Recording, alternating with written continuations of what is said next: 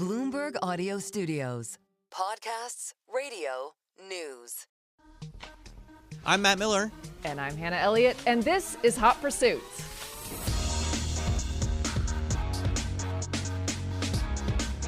We have a very exciting guest that we're going to get straight to. But they've just put out a new product. He has just put out a new product. Our guest is Rob Dickinson of the 90s group Catherine Wheel, and more recently, the founder of Singer Vehicle Design. He started the company in 2009, and earlier this month, Singer just announced their latest gift to us, the 911 Carrera Coupe, which is basically a wide-body variant of 911 from the 1980s. It's a great, I love this car. I mean, I've always loved the shape of it because one of my friend's dads had one. 964, but with the whale tail and the wider hips. But one of my favorite stories recently about it is Barry Ritholtz actually bought one intending on butchering it and turning it electric, remember? Oh, I remember. And this one, he couldn't bring himself to do it because it was such a rare find. He figured out after he bought it that he just restored it to its original glory. Yeah, I'm so grateful he did. He eventually went on to electrify another 911, which it's a previous episode. Exactly. Yeah. But Rob is basically making his best version of this car. Let's listen in. Ever since we had you on my TV show, I've just been obsessed with your record. I've been listening to Chrome like over and over and over again. Oh my God, that's very cool. I thank you, because I hadn't really listened to it since, I guess, the 90s or early 2000s, so... It's not bad. Not bad, Chrome. It's been a reawakening. The whole genre I absolutely love. I don't know why people call it shoegazing rock. Why is that? Well, we tended to stare at our shoes and our guitar effects pedals and not too much rock and roll posturing at the front of the stage, but it was quite insular, loud rock music, so they called it shoegazing. It was quite, the NME coined the phrase, I think. Very cool. Rob, are you still in Poland, or are you back? I think you were just there to working on a new partnership. Yes, I'm back. I'm back. Okay. I'm back, yes. I got back last week, so all good. Had a good visit to Warsaw, quite an eye-opener. I went to Warsaw, probably 20 years ago. What was it like for you? It was like Paris. It felt like Paris. It was like a posh part of Paris, certainly where we were staying. We were staying in a reasonably posh hotel. Could have been any reasonably affluent European city, but it was great. People are people, aren't they? Car lovers are car lovers all over the world. We did an event at the Ferrari dealership, and there's, must have been 100 car spotting kids outside with their phones making their videos, and you realize you can be anywhere in the world, and it's all the same passion. It's just fantastic that there's a whole bunch of youngsters who are obsessed with these cars as much as I was when I was their age. I find it quite amazing. Are they up on everything you guys offer, and are you taking orders already in places as far-flung as Poland? I think the car's sold out, actually. Maybe we can't say that officially, but I think a few people in Poland managed to get a car. We're at the point of where we had to limit allocations to our partners around the world. But it was really well received. Just remarkably normal. I'm not sure really what I expected from Poland.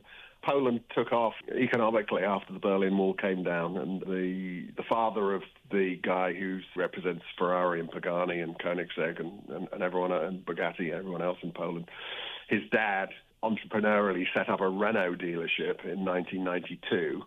And from that small acorn, they've turned into this jumbotron of a car-selling family that helicopter around the country and make huge amounts of money selling fancy cars. And it's a testament to the entrepreneurial spirit. If Poles are known for anything, they're known for sticking their shoulder in and working their asses off. And there was certainly lots of evidence of that. I mean, you have done something similar in even a shorter time period, and I want to get to that. But I think first, let's frame the new car. The Carrera Coupe is the new release from Singer, and it's basically the M491, right? So it's a turbo look 964, but with a naturally aspirated engine. Tell me about it. It's our re-entry into offering something with a normally aspirated engine. But at the moment, our cars, the classic turbo and the DLS turbo, are turbocharged cars, and a lot of our clients have been asking us whether can be another normally aspirated car. And of course, we've been planning this for a while. And at the heart of the Carrera Coupe is, like all our cars, is the engine. And we've spent the last 18 months working on a very, very special engine with Cosworth, the mighty Cosworth in England, who are helping us develop it. We wanted to come with something that was a real definitive statement on what a classic air-cooled Porsche 911 could be when it's normally aspirated at the real top of its game. The idea was to offer a car that was kind of like the spiritual successor to our classic, which was, I guess you could say, it's the car that got us on the map.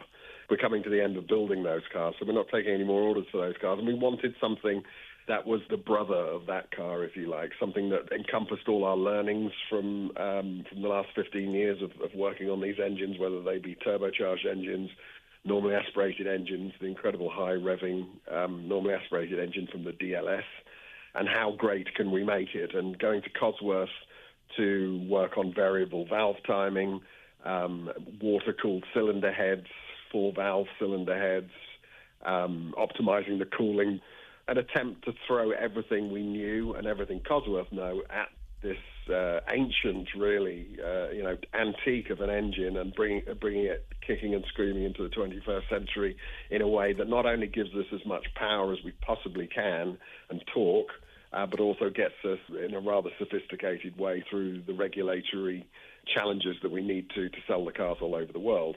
To build a high-performing old Porsche engine is not that hard, but to build a high-performing Porsche engine that gets through regulations is incredibly hard.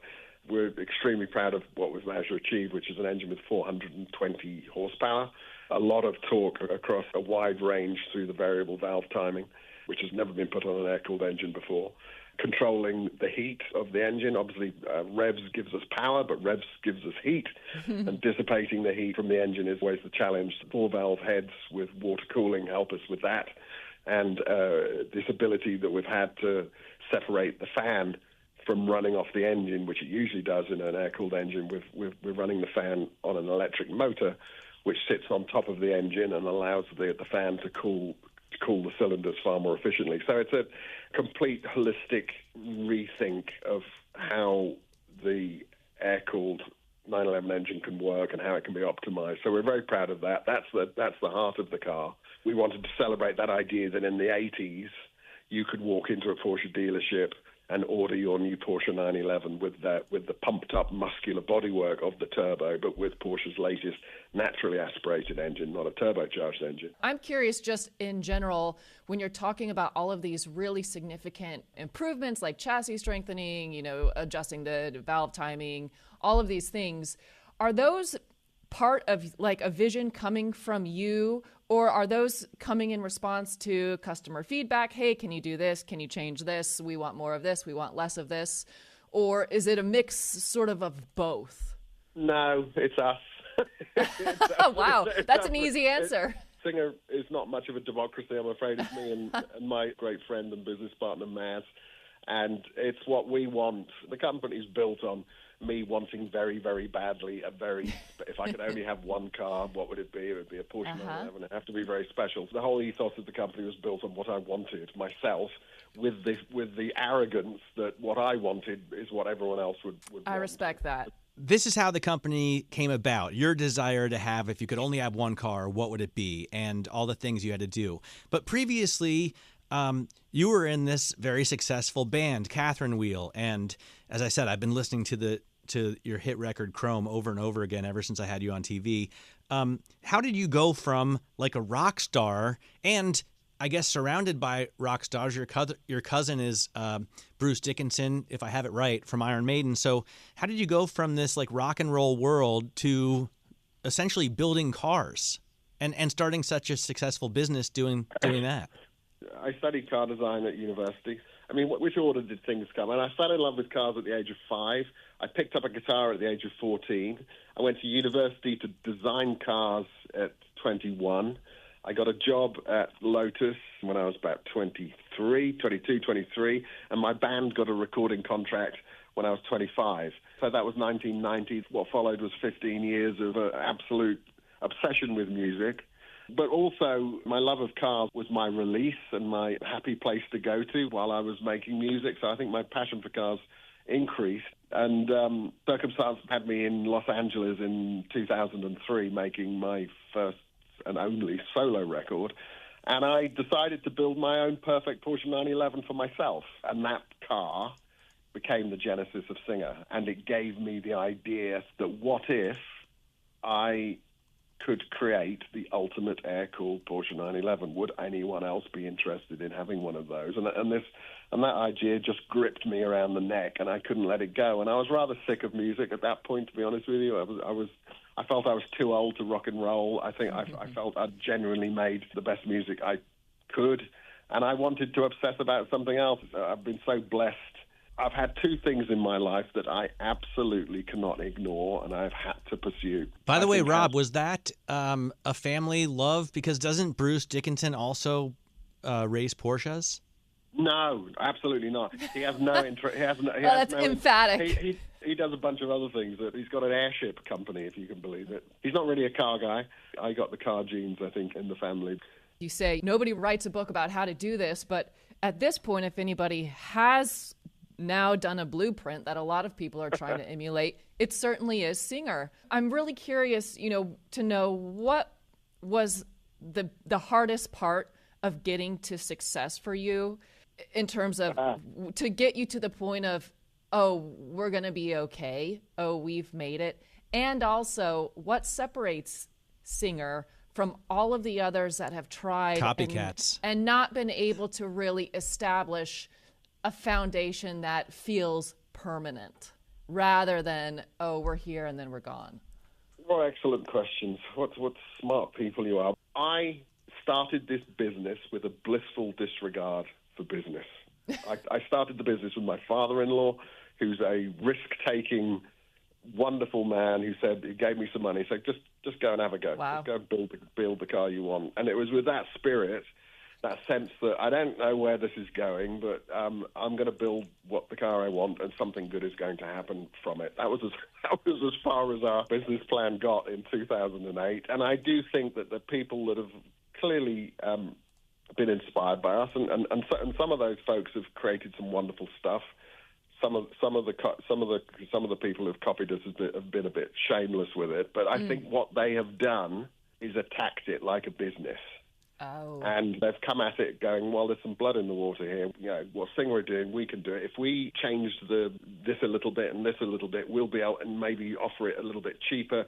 I mean, that is not where Singer started from. Singer started with a rather highfalutin, artistic, passionate sense of an understanding of our subject matter, and a deep, sincere wish to celebrate Porsche itself.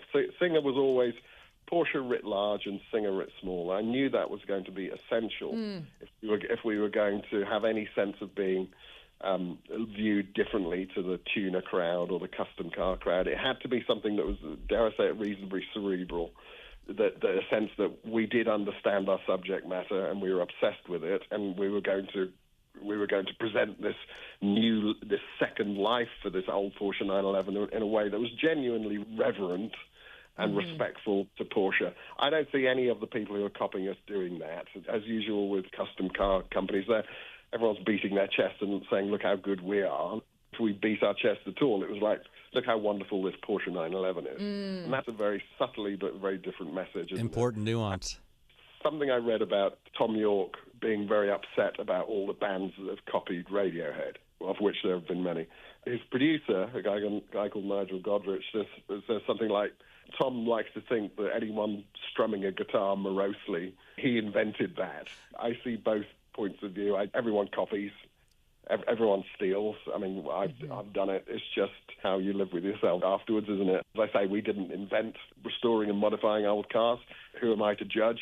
When it comes to your first question, I think enduring.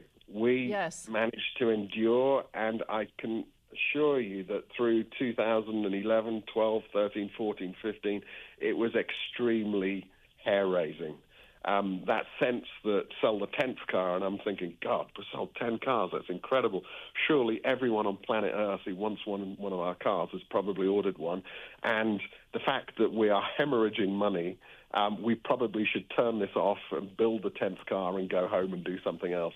And then we got to 50, and then we got to 100, and then I started to think, hang on a minute, this may endure and this may continue. And I think there was that point, but there was 7 or 8 years when it was like, extremely difficult. The cars are ferociously complicated to create to the standard that we aspire to. Incredibly expensive. Everything is 3 times as expensive as we thought it was.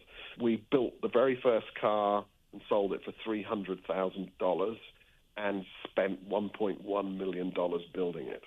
Wow. That is the lunacy. That's a gut check.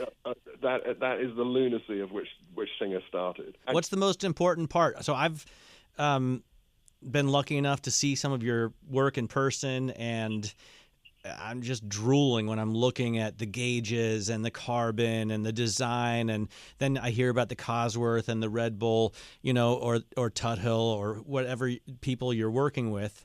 But what are the most expensive parts of what you're doing? Like, how do you get to $2-3 million price tags? The engines are at the heart of it. Just the sheer amount of artisanal work that goes in to every corner of the car is ridiculous. I mean, we stopped trying to count how many hours go into the car. I mean, taking a chassis, a monocoque, metal, the metal underpinnings of a Porsche 964 that was engineered and tooled probably in 1985, and you can imagine the tolerances. That is not a Swiss watch of a car, although it's a fabulously built car. And then trying to disassemble it, strip it, and then attach carbon fiber bodywork to it for lightness and strength and everything else, and have the door gaps be perfect and have everything visually be perfect and all the surfaces be perfect is astoundingly difficult to do. And it takes both skill and a lot of time. So the bodywork alone, I mean, we sometimes spend up to 800 hours making sure the body is ready to be painted, and that's not painting the car; it's just preparing the car for it to be painted. So every gap is perfect, every radius is perfect. This when it comes to how we managed to endure, my insistence that we couldn't let the standards drop. It was both perhaps the wisdom in us enduring, because it's given us a reputation for quality, but also one of the things that was so hard to convince to convince everyone else around me that we still had to produce cars that were exquisite and magnificent in their quality. And of course, when you're struggling, that's the last thing you want to do. You want to cut some corners, you want to save some money. You want to do this, that, and the other that most car companies do, and you build down to a price. We've never built down to a price. The price of our car, the margin that most car companies put on top of their work, our cars would be $10 million if we did that. The margins on our cars are tiny, and that's difficult for some people to believe sometimes. But are tariffs going to affect that? Yeah. No, tariffs, touch wood, for us are not something that's really punishing us at the moment. The fact that we have a factory in England and a facility in England is helping with that. Our DLS cars and a few of our turbos are built in England, which obviously doesn't have the issues on tariffs that America does. But a majority of our supply chain is here within the U.S.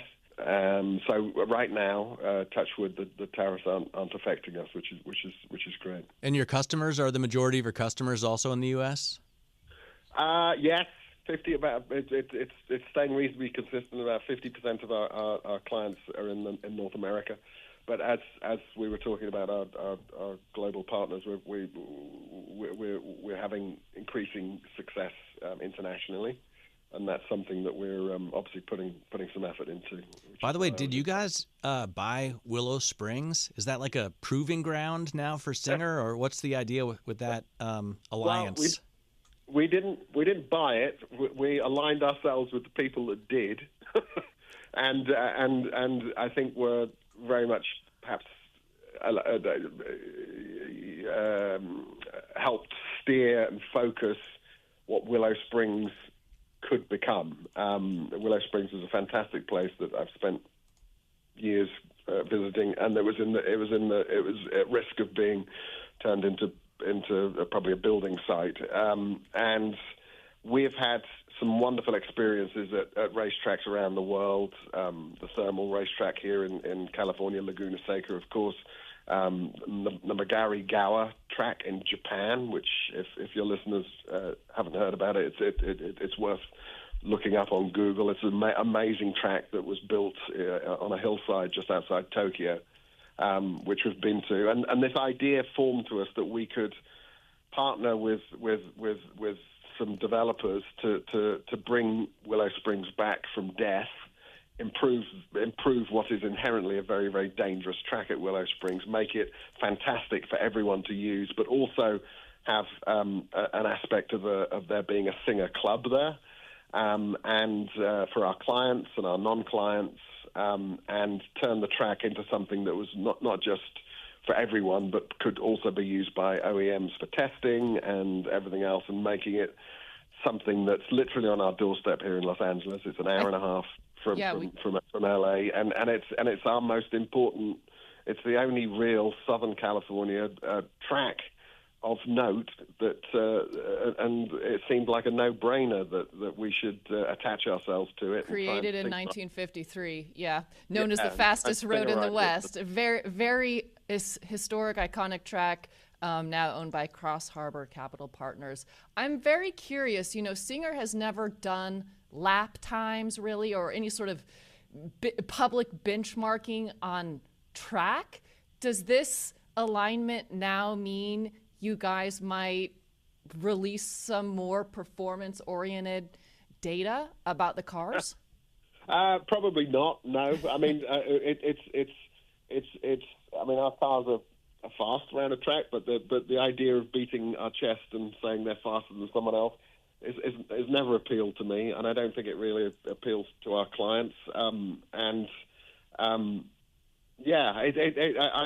little bit skeptical about the horsepower race and the constant attempts to beat the Nürburgring lap times and all that kind of stuff. I mean, it's fun and it's fascinating, but it's not really what our cars are about. I mean, our cars are in the old days, Rolls-Royce never published how powerful their cars were. They were adamant sufficient that the power was sufficient, I think was the word they used. Yes. So no Singer Cup cars. I'd like to think that our cars are just quietly sufficient, and if you really want to thrash it around a track, it will be bloody fast. So, but we don't really want to, By the way, how do you get along with Porsche? Do you talk to executives there? Do they like what you're doing? Do they ever use your ideas? Do they get mad about your designs? Like, what's that relationship like? It's good. I think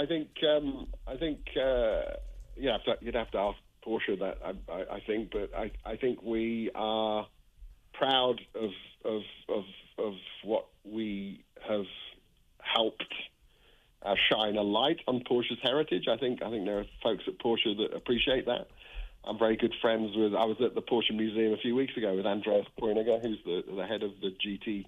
He's Mr. GT3 at Porsche. He's been a friend of ours for many years. A big fan of ours, and we have a lot of folks at the highest level at Porsche that like what we do. I think they're clearly a company that has to protect its trademarks, so they're duty bound to be concerned about what people are doing with their brand, and we respect that as well.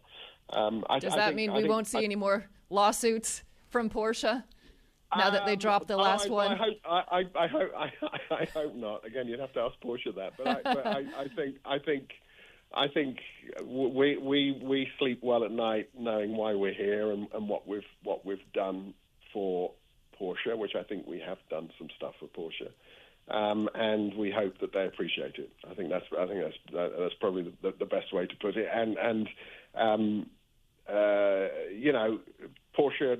A lot of things changed at Porsche when they launched their IPO. They're a slightly different company than they have been in the past. As a result of that, they have to police their brand with everybody, and they have to be seen to be doing that. So there's when some of the things that may have been seen in the press and stuff in the last year or so need to be taken through a certain lens to a degree, and I'd like to think that everything's just fine, and that there is some mutual respect between Singer and Porsche.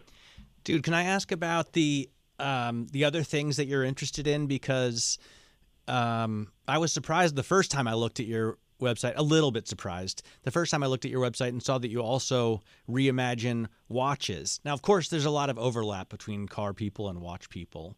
But what got you into that, and how deep are you willing to get in it? Well, it's a cliche, isn't it? Car companies doing watches. Everyone, it's Porsche does it. Well, exactly, and I always thought it was a bit silly, really. If you go to a watch company to buy your watch and a car company to buy your car, but I got a phone call in 2017 from a guy called Marco Borrachino, who's the old head of design at Panerai, and he said, "Rob, I just love what you're doing with the Porsche 911. I've got this idea. Do you want to do a watch with me?" I said, "Well, I love watches, like most car guys do, but we can't be one of those car companies that just does a horrible branded watch." He said, No. He said, "I have this movement. I have exclusive access to this incredible movement where we can reimagine the chronograph, the stopwatch function on a wristwatch, to celebrate Jack Heuer." Now, Jack Heuer started the Heuer Watch Company in the 60s. And attached the Heuer brand to motor racing and motorsport in a very, very sexy way with the Carrera watches and the Monacos and all those wonderful watches from the late 60s and early 70s. He said, "Why don't we celebrate the finest purveyor of the chronograph related car watches with our own watch?" And of course, at this point, he had me hook, line, and sinker because this movement was so special that it had the stopwatch. Usually on a chronograph, you have the a Rolex Daytona looks like a normal watch, but it has three little sub-dials inside that track time, hours, minutes, and seconds. And he said, no. He said, "We put the actual stopwatch function in the middle of the watch and make it the star of the watch. And instead of putting the having the stopwatch function as a peripheral, it's in the center of the watch, and the time of day is on the periphery. But what is front and central with our watch will be the stopwatch function." So this incredible movement that we had access to inspired this first watch of ours called the Track One.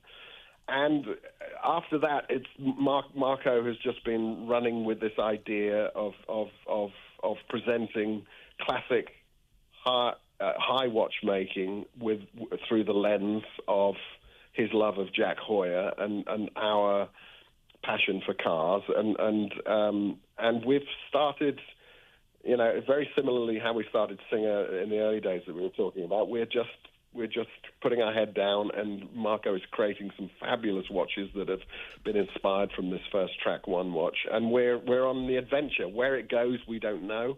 But it's the aspirations are as high as they could possibly be. We're using the finest suppliers in Geneva, and the watches are magnificent. And it's in Marco's hands, really. By the way, Marco's since the CEO, and it's going quite well. We're an audio only podcast, so you can't see unless you Google it. I recommend that you do, because one of the watches, Hannah, has, the Fuchsfelgen, the famous Porsche wheel. Sure.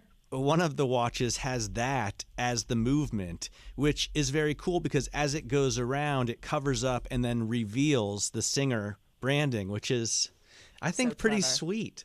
So clever. Kind of groovy, that, right? Yeah. It's a balancing act that Singer Reimagined, which is the name of the watch company, Can it have its own aura outside of Singer as the car company? This is something that we've had many conversations about.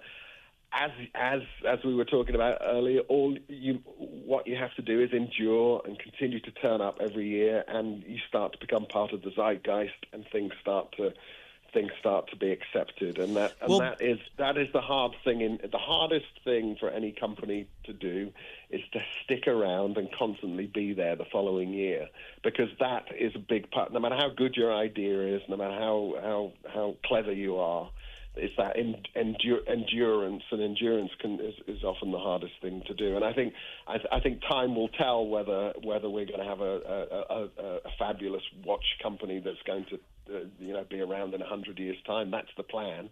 And Rob, we're still in the early days of it. Can Singer maintain the same aura with a non-911? For instance, could we ever see like a Singer 928 or something like that, or even something water-cooled like a 996? Would that be possible to maintain the same aura that you're describing? Very, very good question. We, as you can imagine, I mean, we have a lot of options. We're very, very blessed and lucky to have a number of options. There are a number of genuinely iconic cars in Porsche's past. The opportunity to attack and study them all is on our agenda. What will actually come to pass, we don't know yet. We've got a few years of more 911s ahead of us, and then what do we do with it? What do we do with this company that's managed to attract this wonderful family of folks that buy our stuff, that's become synonymous, I guess, with Porsche and quality? I think we have a lot of options in terms of what we do next, but whether it's other Porsche models, whether it's maybe a car of our own, I don't know. That's not a no. We're looking at all sorts of opportunities. Cool. But it's very exciting. By the way, do you daily a Singer? Like what car do you go to the office in every day? I go to the office in a beaten up 1995 993. A 993. That's my daily drive. You have all the 964s in America, and you're driving a 993 to work. Well, I love that. I've had a couple of 964s, but I've always loved the 993 rather especially because why? A guy called Tony Hatter, who's an English chap from Leeds, designed it, and I've had the opportunity to meet and become friends with Tony, and the 993 is in many ways is a real work of genius, because Porsche were on their knees in the late 80s and early 1990s, and had to come up with yet another iteration of the air-cooled Porsche 911. And the 993 was this incredible restyling of the 911 that made it feel so fresh at the time, and it was a real work of genius, and it's a bit of a masterpiece of design. And for someone who loves air-cooled Porsches and wants to drive one daily, it's the most refined and the most sophisticated air-cooled Porsche 911 that Porsche ever made. So that's why I love it. I love the look of the 993. I love how it drives, and I love the guy who designed it. So that's Rob, when you're driving your 993 to work, if you're on a long commute, stuck in traffic or whatever, what do you listen to? What music are you into now? Well, I was about to say, when I'm stuck on the 405 in Los Angeles in the 993, changing gear every 3 seconds to edge my way through traffic, I wish I was in my wife's electric Macan, because you stick it on radar control, cruise control, and all you got to do is steer. But what am I listening? But that's what I'm wishing I was in, which is a fantastic car, by the way. I listen to 88.5, a fabulous radio station here in Los Angeles that plays a wonderfully eclectic bunch of music, and I listen to the stuff. I find myself gravitating to the stuff I would have gravitated to 25, 30 years ago when I started my band, which is generally challenging, edgy rock music. I love a band called the Fontaines DC. I love a band called Idols. I love a lot of the new singer-songwriters. I just love a great song. I'm a sucker for dare I say an old-fashioned proper song. I love it. I'm always a sucker for some loud guitars as well. We can get behind that for sure. Here's the part where I'm taking notes. Dude, it's been so great to have you with us, and I really appreciate your time.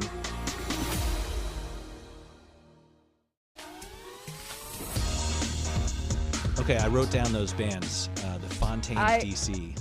I've heard of none of those bands, but I didn't write down the bands, but I actually wrote down the radio station, 88.5. You know what? I'm in LA, so. I wonder if that's because he says a beat up 993, which respect, first of all. For sure. And that's that he very has cool. to shift when he's in traffic. But I guess they don't have Sirius because it's an older car. Of course. I mean, yeah, we're on the analog dial. Yeah. Whatever it's called. I'm a Sirius addict, so that's something I would have a problem with in older cars. Oh, Sirius the satellite. I was like, Sirius XM. Sirius addict of what? But yeah, Sirius FM. Of course, yeah. satellite. No, I mean, I listen to hours of Sirius XM every day. Howard Stern guy? No, I listen to Bloomberg Radio a lot. Oh, great. Okay. So that's channel 121 on Sirius XM. I listen to The Dead on Sirius XM. They have a dedicated channel, channel 23. Okay. Sometimes I listen to Fish on channel 29. Now, doesn't the frequency of that audio bother you, though? No. It always sounds so weird to me, in general. Like not as good as FM, you mean? Yes. You're right. It isn't. I'm surprised it doesn't bother you because you're such an audio guy. I mean, I've had good experiences and bad experiences, and usually they're somewhere in the middle. But I'm just happy to listen to music and like nonstop. There's a channel on Sirius XM, 767, which you can't get in all cars. Like a lot of cars are capped. You can't go any higher than 300 on Sirius or something. But if you're lucky enough to get a car that's fully equipped with all the Sirius channels, you can get Rambone, which is like a Cuban mambo station. Yes. It's nonstop Cuban mambo music. Love. And it's amazing. What is it called? Rambone? Yes. Rambone. Okay. I love it. Oh, I got to look that up. That's very cool. What have you been up to? You you bought a new car we talked about. Yeah, but you hadn't, last time we talked, really gotten to shake it down yourself. Yes, that's true. Well, the shakedown has happened. Not everything seems to be functioning, but we're still going to give it sort of a work through. We're sending it to Charlie, who looks after the cars. What's his name? Agarwal? Agapu. Charles Agapu, a British fellow who really, he's iconic. He's in his 80s now, but he is, anyone who has a Rolls Royce in the LA area probably knows him or knows of him. He is really lovely. Or a Bentley. Matt Farah sent his Bentley to get sorted. Very well respected, honest, and good at what he does. So we are going to just take it through. But the funny thing is, we called him last week and he was busy. So we're on a waiting list. So maybe next week we'll get the car in. But so far so good. There have been no issues. Knock on wood. And honestly, the other ones that we have all broken down around the first drive, so we're already ahead on this one. That's good. So I'm feeling lucky. Haven't bought a lottery ticket, but feeling lucky. That's very cool. Yeah. I didn't actually pick up my motorcycle last weekend because my flight was delayed, and then canceled. Yeah, it was hellish. I'm so sorry. What a huge bummer. Right. I mean, maybe destiny saved me from something that would have been worse. Could have been a sliding door scenario. Yeah. You did not get on the plane, and your life is different now. Yes. And I'm also more prepared now. I've got a seat and a sissy bar and like all these things that I need. Yeah, that's good. Before. So you're going next week? I'm going on Saturday. Yes. Okay. Are you flying? No, I will never fly again to Washington, D.C. or to Boston. I will take the train from now on. And the train ride is? It's like 4 or 5 hours. It's 5 hours to Fredericksburg, Virginia, where I have to go. But the thing about trains is they don't get canceled as much, right? If it's a light drizzle, then all American flights are grounded. But if it's a thunderstorm, a train will just barrel through that. So, Yeah. You know, I don't think I can fly into Newark for the foreseeable future. no, I don't think I ever want to again. Honestly, and it's just it's not a great time. I was going to ask you what carrier pushed you back only to cancel your flight, and then I realized it kind of doesn't matter. It doesn't matter. It could have been anyone. They're all equally horrible. I mean, Yeah. since my childhood, American air travel has just gotten worse Right. and worse and worse. And it's now one of the worst experiences you can probably I mean, I drove this weekend. I drove to Carlisle, Pennsylvania, What did you drive? which is like a 4-hour drive and back. Remember when we got that email and who was it? About Ohio. It was like Dan or Don. Yes, talking it was about Don driving- Volum. Yeah, it was Don. So Don emailed. He was like, dude, you should drive an electric car on a longer trip. He said to Ohio. I don't have to go to Ohio right now, but I had to go to Carlisle, which, by the way, such a cool town. Did not Really? expect that. Cool. I went for Dickinson College graduation. My nephew graduated. And I drove a Chevy Blazer EV. Now, once Wow. again, I have Yeah. practically fallen in love with an electric car. This is wild. It's getting What is crazy. happening? It's getting crazy. But this one I didn't expect. It's a total sleeper, right? And if you look at it, it's nothing to behold. It I just didn't looks even like know they made an electric Blazer. it just to looks be like honest. a big station wagon, which it is. You I'm know, I Googling mean, it right now. the exterior design is Oh. just you. Ew, gross. I don't even It get looks that. horrible. I don't notice it. I walk by it in my driveway and I just don't even notice it. That's not good either, but this doesn't look. I'm imagining the Blazers from the 80s. Yeah, no, it's not. What? I'm so disappointed. Yeah, no, that's Oh, it is no. hugely disappointing Oh, if you're no. thinking about That's what I was thinking. a regular Blazer. And from the outside, it's basically disappointing. It's like, what? Oh no, this is terrible. Yes. However, step inside this, Oh my goodness. what's the word I'm looking for? Oh no. It's a surprisingly luxurious interior. Oh, and Matt, mine, no. Oh yes, no. mine is lined in red leather. Are you It's sure got it's real leather? really cool carbon fiber accents and like amazing, like sort of like the Camaro design on the interior. The entertainment system or the infotainment system General Motors has perfected. And I've said this before. You don't get Apple CarPlay anymore because it's a whole Google-based system, but you don't need it. You don't notice that. You don't miss it. It's perfect. And this thing is for $60,000. It's got so much legroom. I put my seats all the way back, and then I put 2 gigantic rear-facing car seats in the back, and I still have room to spare. It's got 619 horsepower. It's only got... Do you feel that? Yes. Does it actually really feel like that? It feels like when I was a kid, I went to university in Germany, and we always marveled at these giant Mercedes-Benz station wagons on the Autobahn that were just flying by at Long. like 240. They're long, they're big, they're heavy, and they're yeah. just Autobahn cruising machines, Like a just sledge. flying. Yeah. And we would say that's a sleeper, like because Yeah. you don't. The police Yeah. are not going to pull you over, Right. but you're definitely speeding, and that is the case with this vehicle as Wow. well. I mean, it just hauls ass. Now, what's the range, and did you have to charge it? How did that all work out? So before I went to Carlisle, I did have to charge it, and it took like 45 minutes to an hour, and it cost $50 again. So that is it's weird. But when I put in the directions to Carlisle, without even noticing, the navigation system automatically added a GM like supercharger stop, which was great. And at the GM supercharger, I charged from 20 to 80% in like literally 12 minutes. Was the stop out of your way, or was No, it really it was directly right on the way. Okay, Now, I may cool, have cool. gotten lucky in where I was driving that. Sure. But then I get to Carlisle, and I've used most of the range. At the hotel, they had a charge point, not a fast Sure. charger, but just a Yeah. regular thing.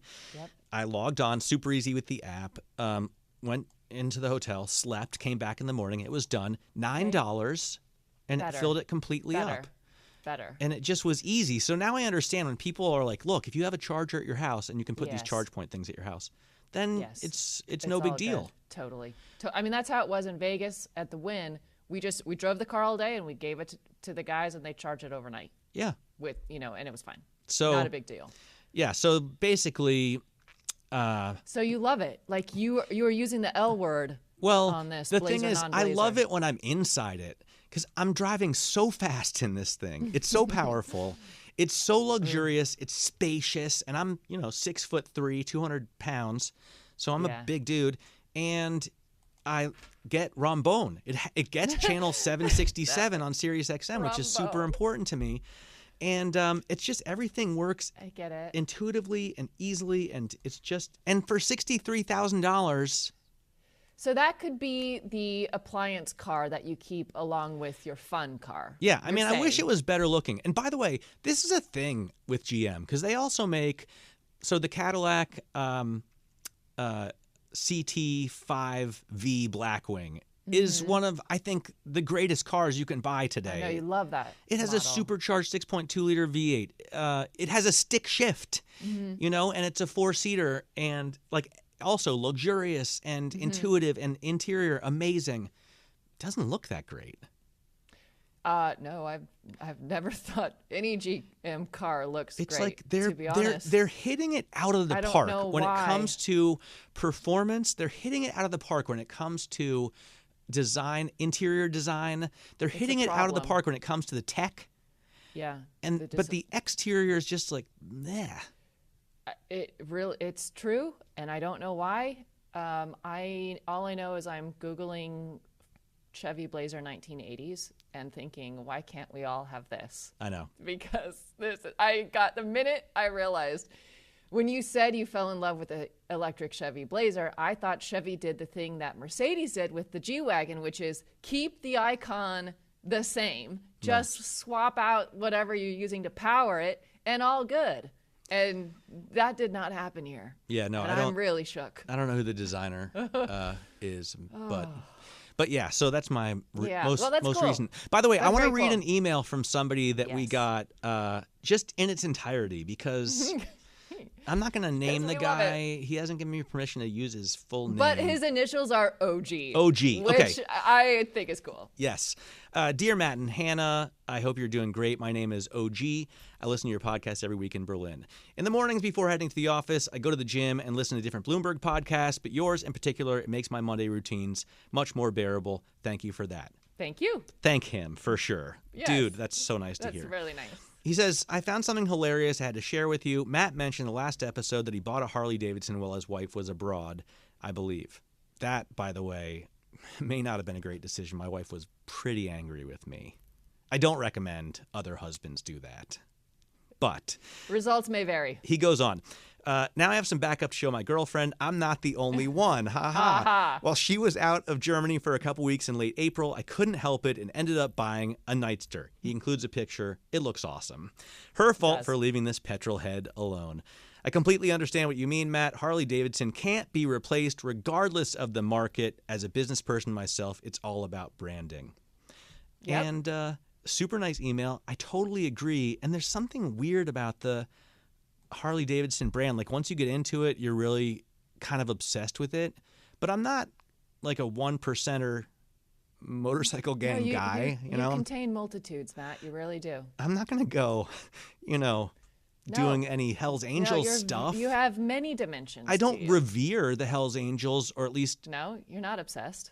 I don't know. It's just something weird about this brand that you really get into. But OG, thank you for your email. Great email. We really appreciate it. By the way, our email address is hotpursuit@bloomberg.net. Please write to us. Yeah, send us pictures. List all the cars and bikes that you drive. Oh, definitely send pictures. Send us ideas for people who you want us to interview. We love all your thoughts. What do you got going on next, Hannah? Guess what? I'm going to Tulum next week. I'm very nice. excited. I'm going on a girls' trip, which I never do, but sweet. I know. I'm excited. Let me just tell you, I am excited. Just the ladies in Tulum. Yeah. Gonna get into some tequila? Oh yeah. Well, who knows? I might get my chakras cleansed. I might go to a hut in the jungle and see what happens. You guys might have a little too much to drink and all go get matching tattoos. It's gonna be fun. I will report back. Should be great. What about you? Sweet. Yeah. I am just about to go pick up the M5, which you have already driven. Oh, yeah. The BMW M5. I mean, solid. Yeah. Right? I'm I don't very think I've much had looking it in a forward minute. to it. Yeah. Cool. I'm not sure if That'll I'm be going to great. love it as much as the M8. It's going to be interesting. It's a V8, right? It is like a hybrid V8, right? It's Oh, so that'll be interesting for you to get back into something with some form of combustion, because these True. last few weeks you've been on the EV train. I feel it's like been pretty crazy. Even Rob Dickinson was just saying how much he loved the Porsche Macan EV. I forgot to ask. I wanted to ask him if Singer would ever do an electric Singer. The thing is, though, there's still no soul. None of the EVs I've driven have felt Yeah, like I they know. have a soul. It's They're something all, else. They're all appliances, luxurious, and fast. Very usable. Yeah. Yeah, Yeah. but it's just different. I haven't got one yet where I think like this is a vehicle I will keep in my possession until my daughter, turns 30, and then I give it to her to keep for her yeah. son or daughter. Like that's not. That's a really good reference point. I haven't thought about that.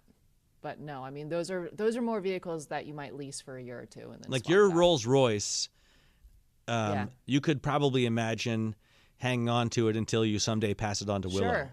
I mean, somebody asked, actually, it might have been our buddy Steve Serio.